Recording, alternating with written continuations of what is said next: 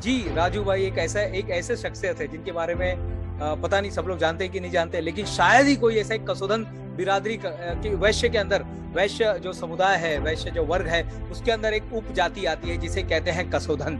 तो इसी कसोदन बिरादरी का शायद ही कोई ऐसा एक व्यक्ति होगा जो राजू भाई कसोदन का नाम जो नहीं जानता होगा, पुणे वाले राजू भाई। आज इन्हीं पुणे वाले राजू भाई के बारे में मैं आपको यहाँ पर इस वीडियो के माध्यम से मैं उनके जीवन पर मैं प्रकाश डालने जा रहा हूँ। उनका जीवन एक ऐसा जीवन है जिनको कई लोगों के जीवन को उन्होंने बदला है। अगर आप भगवत गीता के अंदर एक श्लोक के माध्यम से श्री कृष्ण भगवान बताते हैं कि सार्थक जीवन क्या होता है, या जो एक दिव्य जन क्या होते हैं, जिनको देखने से लोगों का जीवन बदलता है, जिनके संपर्क में रहने से लोगों का जीवन बदलता है, उसे कहते हैं दिव्य जीवन।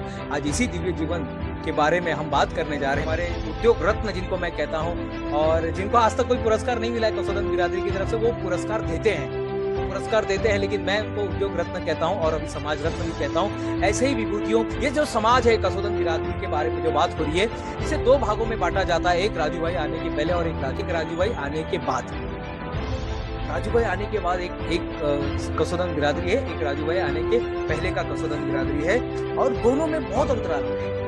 एक रूढ़िवाद है, एक मान्यताओं से भरा पड़ा है। एक ऐसा था कि जहां पर आप किसी वरिष्ठ को मिल ही नहीं सकते। अगर किसी को मिलना है, किसी समाज के अध्यक्ष को मिलना है, तो उसके आगे बहुत सारे हर्डल्स होते थे, बहुत सारे आपको गेट होते थे, वो गेट को क्रॉस करना पड़ता था।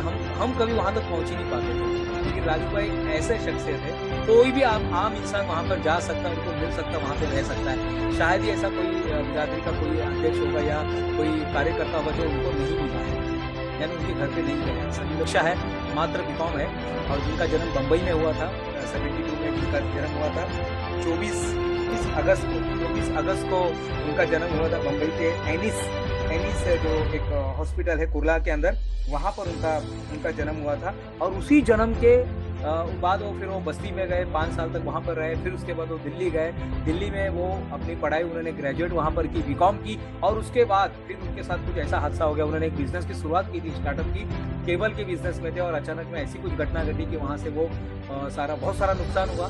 लेकिन जो नुकसान की भरपाई करके वो मुंबई के पास पुणे में वो आ गए। और वो बताते हैं कि एक रक्षाबंधन तो उन्होंने ट्रेन में ही मनाया था, एक रक्षाबंधन उन्होंने ट्रेन में मनाया था। और इसी के बाद वो एक दिन बैठे हुए थे, माँ से उन्होंने 100 रुपया लिया और बाइक उठाए और चल दिए। और जब से वो निकले हैं, बस तब से वो चल ही रहे हैं। उन्होंने एक छोटे से बिजनेस की शुरुआत की, और वो बिजनेस आज इतना फल फूल गया है कि रवि स्टील नाम की कंपनी उन्होंने बनाई। वो हमेशा कहते हैं कि उनकी जो बड़ी लड़की है सोनिया, उसके जन्मदिन के बाद 10 जुलाई 1995 को उन्हीं की प्राप्ति हुई, और उसी के बाद उनका जीवन बदल गया। बिजनेस की जो शुरुआत थी, एक महत्वाकांक्षी था, बिना देखिए हमेशा किसी ना किसी का गॉडफादर होता है, लेकिन उनका कोई गॉडफादर नहीं था, और वो अपने ही गॉडफादर खुद बने। कोई उनके ऊपर हाथ नहीं था, अपने हाथ उन्होंने खुद रखा, और आज वो इतने बड़े मुकाम पर पहुंचे। एक उद्योगपतियों में उनका नाम बड़े ही श्रेष्ठता के साथ लिया जाता है। उनके जीवन से तो 10 गुण मैंने जो निकाले हैं, आज जो आपके सामने इस किताब को लिखते समय जो सामने आई थी, वो मैं आपके साथ शेयर कर रहा हूँ। राजू भाई हमेशा कहते हैं कि हमेशा बड़ा सोचना चाहिए, हर इंसान को बड़ा सोचना चाहिए। सिर्फ सोचने से काम नहीं चलता है, आपको क्या करना है, उस बिजनेस को बढ़ाने के लिए बड़ा सोचना जरूरी है, और बड़ा सोचने के लिए आपको जिम्मेदारी लेना पड़ेगा। तो वो हमेशा कहते हैं जिम्मेदारी लीजिए। अगर आप समाज में जिम्मेदारी नहीं लेंगे तो कोई भी आपको बोल देने वाला नहीं है। समाज में उनका नाम क्यों प्रतिष्ठित हो गया, क्यों लोगों ने उनको सर आंखों पर बैठाया, वो कहीं पर भी जाते क्योंकि उन्होंने जिम्मेदारी ली। राजू भाई जल्दी होटल में नहीं रुकते, वो किसी न किसी के घर में रुकते हैं। ये होता है घर का पन होता है। बस्ती में उनका बचपना गया है, दिल्ली में हो रहे हैं, और वो पुणे में रहे, मुंबई में रहे, कई जगह पे हो रहे हैं। लेकिन एक चीज़ उन्होंने हमेशा जिम्मेदारी ली, अपने बिजनेस को भी शुरुआत करने के लिए उन्होंने जिम्मेदारी ली, और जैसी उन्होंने जिम्मेदारी ली, उनका जीवन बदल। राजू भाई का जो पहला लेसन है, वो कहते हैं जिम्मेदारी लीजिए। वो कहते हैं कि बड़े सपने देखो, सपने देखना है तो बड़े देखो ना, क्यों छोटे देखते हो, बड़ा सपना देखो। वो हमेशा कहते हैं बड़ा सपना देखो।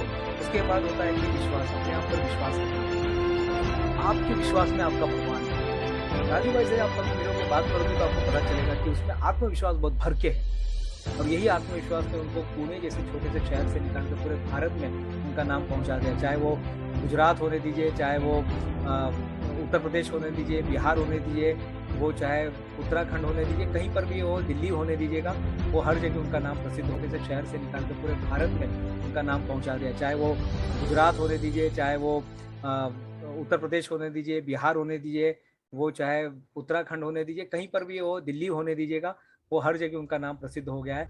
कार्य करने का अदम्य साहस है उनके पास।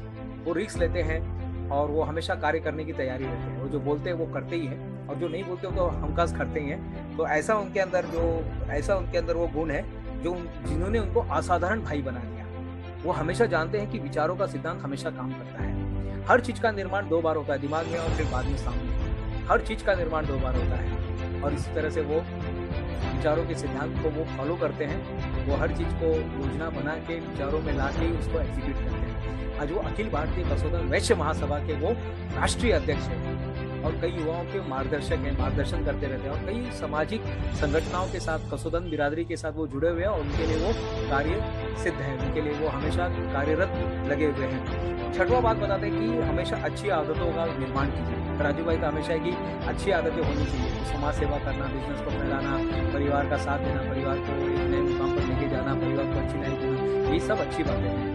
तो ये करते रहना है। भावनाओं को नियंत्रण में रखना। कई बार उनके ऊपर आरोप प्रत्यारोप किए गए।